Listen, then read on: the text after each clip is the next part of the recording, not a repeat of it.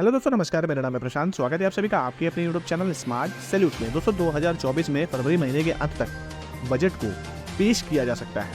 अब इस बजट सत्र के दौरान जो वर्तमान में पेंशन व्यवस्था चल रही है उसमें भी कुछ बदलाव किया जा सकता है, ऐसी खबर सामने आ रही है। अब क्या क्या बदलाव किए जाएंगे इस बारे में हम आगे डिटेल से आपको बताएंगे, तो जानने के लिए देखने के लिए बने रहिएगा वीडियो पे।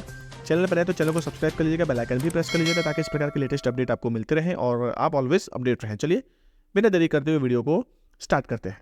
दोस्तों, पेंशन स्कीम को लेकर वित्त मंत्री निर्मला सीतारमण संसद में स्टेटस रिपोर्ट पेश कर सकती हैं। इसके अलावा परिणाम स्वरूप नई पेंशन नियमों में कुछ बदलाव करके पुरानी पेंशन व्यवस्था के जैसा ही इसको बनाया जा सकता है।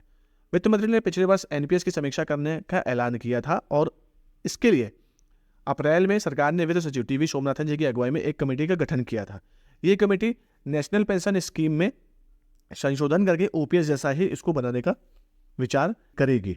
एनपीएस में सरकारी कर्मचारियों के अलावा विभिन्न स्टेक होल्डर्स पर चर्चा की गई है। मीडिया रिपोर्ट्स के अनुसार यह कमेटी जनवरी के अंत तक अपनी रिपोर्ट पेश कर सकती है, ऐसा बताया जा रहा था, परंतु अभी तक कमेटी के द्वारा रिपोर्ट पेश नहीं की गई है। कमेटी की बैठकों में एनपीएस नियमों में कुछ बदलाव और न्यूनतम पेंशन देने पर चर्चा हुई है, लेकिन यह पुरानी पेंशन व्यवस्था को बहाल करने के पक्ष में बिल्कुल नहीं है। आपको यह भी मालूम होगा कि सरकार ने पुरानी पेंशन व्यवस्था को बहाल करने के लिए स्पष्ट तौर पर बोल दिया है कि पुरानी पेंशन व्यवस्था की बहाली को लेकर ऐसा कोई प्रस्ताव उनके सामने नहीं है।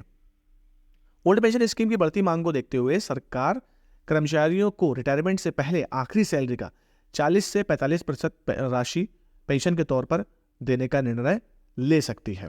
जैसा कि खबर आ रही है दोस्तों कि आंध्र प्रदेश में भी यह सुविधा लागू की जा चुकी है उनके सरकारी कर्मचारियों को, जिसको हम गारंटीड पेंशन स्कीम यानी कि जीपीएस बोला जाता है। इसमें यह बोला गया है कि जो कर्मी का एक क्राइटेरिया फिक्स कर दिया जाएगा कि एक कर्मी इतने साल से अगर इतने साल तक नौकरी करेगा तो उसको इतनी पेंशन और उससे ज़्यादा करेगा तो उसको इतनी पेंशन दिए जाने का प्रावधान बताया जा रहा है। तो कुछ इस प्रकार से ओपीएस में भी ऐसा ही होता है।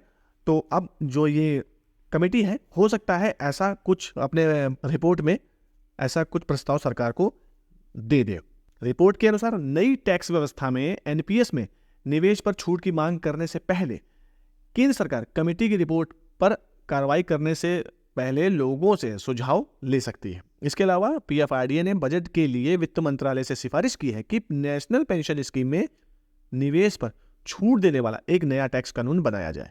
पीएफआरडीए ने नेशनल पेंशन स्कीम और पीएफ सैलरी में कटौती की सीमा को परीक्षण करने के लिए अनुरोध किया है। पीएफआरडीए ने नेशनल पेंशन स्कीम में ईपीएफ में वेतन में कटौती की सीमा को भी रिव्यू करने की मांग की है।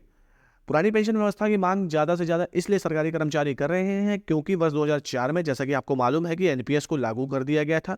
अब ओल्ड पेंशन स्कीम में फिक्स है कि जब कोई कर्मी रिटायर जाएगा तो उसको इतनी पेंशन मिलेगी, पर जो वर्तमान में पेंशन व्यवस्था है ताकि जिसको हम एनपीएस बोलते हैं, इसमें किसी भी प्रकार का कोई फिक्स नहीं होता है कि कितनी पेंशन आपको मिलेगी। और एनपीएस में आपको कंट्रीब्यूशन भी करना पड़ता है, ओपीएस में आपको कंट्रीब्यूशन नहीं करना पड़ता है। तो ये सब चीज़ों को देखते हुए सरकारी कर्मचारी ओपीएस की मांग कर रहे हैं। इनको देखते हुए सरकार ने एक कमेटी का गठन कर दिया। कमेटी क्या कर रही है कि एनपीएस को ओपीएस जैसा बनाने का प्रयास कर रही है, ऐसी खबर आ रही है। अब देखते हैं दोस्तों, फरवरी नज़दीक है, बजट सत्र के दौरान रिपोर्ट जो कमेटी है वो क्या रिपोर्ट पेश करती है, क्या निकलकर सामने आता है। चुनाव से पहले इसका फैसला हो जाना चाहिए। अब तो दोस्तों खबर यही थी। अगर मेरे द्वारा दी गई जानकारी आपको अच्छी लगी है तो प्लीज़ वीडियो को लाइक करिए, शेयर कीजिए, कमेंट करिए और ऐसे ही अपडेट पाने के लिए चैनल को सब्सक्राइब कर लीजिए। मिलते हैं अगले वीडियो में, तब तक के लिए जय हिंद, जय भारत।